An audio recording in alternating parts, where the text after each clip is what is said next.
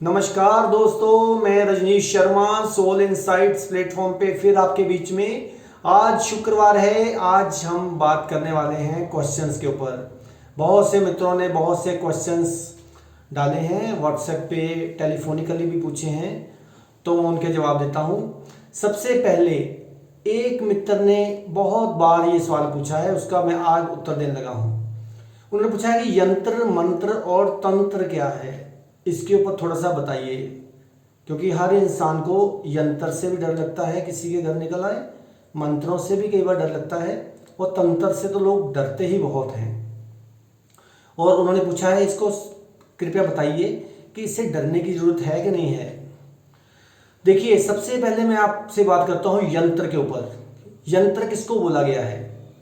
अगर फिजिकली देखा जाए तो आपकी बॉडी जो है, जो आपका शरीर है, वो यंत्र है। और अगर दूसरी भाषा में बोलूं तो यंत्र क्या है? आपका आकार से निराकार की तरफ यात्रा। जो आकार से निराकार की तरफ यात्रा है उसको हम यंत्र बोलते हैं।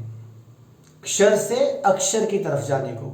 क्षर कौन सा है? जिसको हम मिटा सकते हैं। अक्षर का मतलब क्या है? जिसको नहीं मिटाया जा सकता। तो क्षर से अक्षर की तरफ यात्रा को हम यंत्र बोलते हैं। मंत्र क्या है? मंत्र है जो आप देखिए मन पे चलता है। मन के विचारों को हम मंत्र कहते हैं, या किसी को सलाह देने को हम मंत्रना बोलते हैं। तो मंत्र क्या है? मंत्र है निराकार से आकार की तरफ यात्रा, अक्षर से क्षर की तरफ यात्रा, इसको हम बोलते हैं मंत्र। और तंत्र क्या है?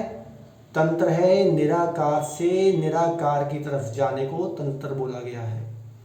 यानी कि अक्षर से अक्षर की तरफ जाने को तंत्र बोला गया है। अब देखिए, यंत्र हो गया आपका शरीर, मंत्र हो गया आपका मन, और तंत्र हो गया आपकी आत्मा। जब यंत्र और मंत्र मिल जाते हैं तब आपकी आत्मा की यात्रा शुरू होती है। तो इसमें डरने की कोई बात नहीं है, ना यंत्र से, ना मंत्र से, ना तंत्र से। ये सब हमारे परमात्मा की बनाई हुई चीज़ें हैं। लेकिन जो यंत्र है, जो मंत्र है, ये समझ लीजिए जैसे कि फ्लाइट टेक ऑफ होती है रनवे पे, तो ये टेक ऑफ होने के लिए है, यानी कि आत्मा से मिलन के लिए। जब आपका शरीर और आत्मा एक हो जाते हैं तब आपका आत्मा के साथ मिलन हो जाता है। ये है यंत्र, मंत्र और तंत्र। तो डरने की कोई बात नहीं है। अब एक और मित्र ने पूछा है, पाप और पुण्य के बारे में बताइए। देखो, मैं कई एपिसोड्स में बता चुका हूँ पाप और पुण्य के बारे में, लेकिन आज मेरे को जिस बात की समझ लगी है कि पाप और पुण्य दुनिया में है क्या। याद रखिए, एक ही दुनिया में पाप है और एक ही दुनिया में पुण्य है। पाप क्या है? आपका दुखी होना। जो इंसान संसार में दुखी है वो सबसे बड़ा पापी है, और जो संसार में खुश है, आनंद में है, वो पुण्य आत्मा है। अब पूछेंगे क्यों? क्योंकि परमात्मा क्या है? परमात्मा है परमानंद, सच्चिदानंद, जिसको हम सच्चित आनंद बोलते हैं। तो उसके द्वारा हम आए हैं। अगर उसके द्वारा आए हैं, अगर हम दुखी हैं, तो फिर क्या हो गया? हम तो उसके उलट काम कर रहे हैं।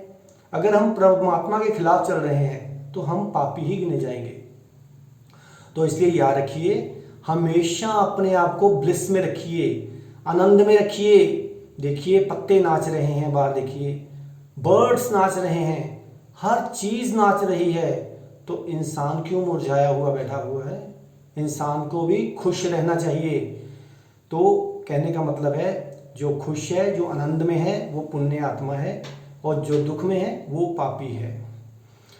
अब एक और मित्र ने बहुत बढ़िया सवाल पूछा है, उसको मैं देता हूँ कि हमें ये बताइए कि जो श्री कृष्ण जी थे, श्री कृष्ण जी सारथी क्यों बने गीता में, और गीता हमें क्या संदेश देती है। अब देखिए, गीता को खोलकर अच्छी तरह देखिए। सारी गीता जो है, श्रीमद् भागवत गीता जो है, वो अवेयरनेस के ऊपर है, होश के ऊपर है। बार बार श्री कृष्ण जी बोलते हैं, देखो अर्जुन, ये देखो, ये देखो, ये देखो। और उसके बाद उनका सारथी बनना क्या है कि जब अर्जुन ने अपने आप को प्रभु के समर्पित कर दिया तो फिर किसकी मर्जी चल रही है? परमात्मा की। तो परमात्मा की जब मर्जी होती है तो ज़िंदगी में कभी भी किसी चीज़ की हार नहीं होती। याद रखिए, ये संसार सारा युद्ध है, युद्ध ही चल रहा है हर समय। तो हमें क्या करना है? अपना सारथी किसको बनाना है? परमात्मा को। उन्होंने कहा है कर्म मत करो, कर्म करो पर फल की इच्छा ना करो। कर्म क्या है? कर्म है आपका कर्ता भाव। जब आप हर काम में कहते हो मैं कर रहा हूँ, मैं कर रहा हूँ, अहंकार। तो जब आप अहंकार में होते हैं तो याद रखिए, जितनी मर्जी ऊंचाई पे पहुंच जाएं, फिर आप अपने मूलाधार पे यानी कि ग्राउंड पे गिर जाते हो, फिर आप ज़मीन पे आ जाते हो। इसी से रिलेटेड एक और सवाल है कि कौन सा कर्म है, कौन सी चीज़ है जो बंदे के मरने के बाद उसके साथ जाती है? बंदे के मरने के बाद उसके साथ सिर्फ और सिर्फ ध्यान जाता है और कुछ नहीं जाता, सिर्फ ध्यान जाता है। ध्यान से ऊपर कुछ नहीं है। अगर आप पाठ पूजा भी कर रहे हो, कुछ भी कर रहे हो, तो आपका कर्ता भाव आ जाएगा कि मैं सुबह 2 बजे उठा, मैं 3 बजे उठा, मैं 4 बजे उठा। देखिए, ध्यान का कोई समय नहीं है, जब मर्जी ध्यान कीजिए। और ध्यान एक ऐसी चीज़ है जो आपको अहंकार से परे ले जाती है। इसी से रिलेटेड एक और बहुत ही अच्छा सवाल है, मैं उसका जवाब वैसे देना नहीं चाहता था, बार बार पूछा गया है कि ये सवाल बताइए कि एक चीज़ बताइए, एक ही चीज़ बताइए जिससे कि सब चीज़ों की उपलब्धि हो जाए। तो वो एक चीज़ क्या है? अपनी मैं को ख़त्म कर दीजिए। जिस दिन आपकी मैं ख़त्म हो जाएगी, वो अपने आप आपके अंदर उतर आएगा। जब वो उतर गया, विराट उतर गया, तो फिर आपको किसी चीज़ की कमी नहीं आएगी, किसी भी चीज़ की मुश्किल नहीं आएगी। अब इसमें ही एक और सवाल है एस्ट्रोलॉजी से रिलेटेड, ज्योतिष से रिलेटेड, कि आप तो हमने देखा है आपके पास आए थे तो आपने तो सीधा सीधा बोल देते हो मुंह पे, आप छुपाते क्यों नहीं हो? देखिए, जो सच होता है वो कभी छुपाना नहीं चाहिए। यहाँ सत्य है वहाँ परमात्मा खुद है, यहाँ सत्य है वहाँ माता रानी लक्ष्मी माई खुद विराजमान है।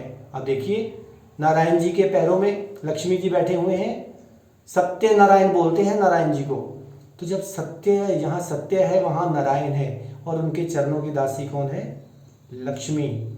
और ज्योतिष तो एक ऐसी चीज़ है जो सिर्फ आपको गाइड कर सकती है, किस्मत नहीं बदल सकती। मैं भी अगर यहाँ बैठ के कुछ बोलता हूँ ज्योतिष के ऊपर या किसी को बताता हूँ, तो मैं वही बताता हूँ जो मेरे को पीछे से गाइडलाइन आती है। मेरे को पता नहीं कितने साल हो गए, 35 साल हो गया ज्योतिष करते हुए, लेकिन प्रभु की इतनी रहमत है, इतनी रहमत है कि अपने आप ही जो वो मुँह से निकलवाते हैं वो सच ही होता है। हाँ, कई बार मेरे को छुपाना पड़ता है, कुछ कमज़ोर दिल के बंदे आते हैं, उनके लिए छुपाना पड़ता है। तो मेरे ख्याल से वो बुरी बात नहीं है छुपाना। अब एक और सवाल है कि पिछली बार आपने मंगल से कहा था कि मंगल एक नेक होता है, एक शुभ होता है, एक अशुभ होता है, जिसको शायद मेरे ख्याल से लाल किताब बोलती है मंगल नेक और मंगल बद। जहाँ मंगल में अमंगल हो जाता है और अमंगल में मंगल हो जाता है। जहाँ मंगल है वहाँ नेक मंगल है, और जहाँ अमंगल है वहाँ मंगल बद है, यानी कि नेगेटिव है। वो कहाँ मंगल अमंगल हो जाता है? जब आप खुशी मनाते वक्त अपनी शराबें, मांस, मदिरा का प्रयोग करते हो, तो वो मंगल जो है वो अमंगल हो जाता है।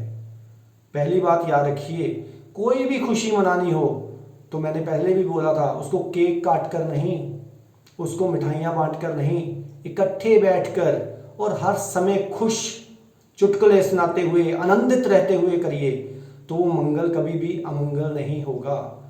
मंगल अमंगल तभी होगा जब आप शराबें पी के वहाँ जोर जोर से चिल्लाएंगे। याद रखिए, जो व्यक्ति बहुत तेज चिल्लाते हैं, बहुत ऊंचा ऊंचा बोलते हैं, उनके मंगल खराब हो जाते हैं, उनकी खुशियाँ खराब हो जाती हैं, क्योंकि जो ऊर्जा है वो बहुत स्मूथली बह रही है। जब उसको ऊंचा बोलते हो तो वो ऊर्जा आपके उलट चलना शुरू हो जाती है। जितना आप शांत रहेंगे उतना ही आपका मंगल नेक होगा, और आपको ज़िंदगी में वो खुशियाँ प्राप्त होंगी जो ज़िंदगी में आपने सोची होंगी। अब आप कहते हैं कि हमें क्यों नहीं मिल रहा, वो बंदा देखो कितनी तरक्की कर गया, उसके पास तो कुछ भी नहीं था। आप उसका स्वभाव देखिए, वो कितना नरम दिल है और कितना शांत स्वभाव वाला है। याद रखिए, जितनी शांति होगी उतनी तरक्की होगी, जितनी शांति होगी, जितना आपकी भाषा में मधुरता होगी, मिठास होगी, उतना ही आपका मंगल नेक होता जाएगा। और जितना ही आपके मुंह में कड़वाहट होगी उतना ही आपका मंगल बद होता जाएगा। तो इसी तरह अपने मंगल को नेक और बद कर सकते हैं। तो आने वाले मंगलवार को मंगल दूसरे घर में बोलूँगा, उसको सुनिए। आपके मन में कोई भी सवाल उठा हो इससे रिलेटेड तो आपको मेरे को आने वाले शुक्रवार को उससे रिलेटेड क्वेश्चन पूछने हैं। तब तक आप मेरे चैनल को सब्सक्राइब कीजिए, सोल इनसाइट्स_RV रजनीश। तब तक आप खुश रहिए, आबाद रहिए, जिंदाबाद रहिए। नमस्कार।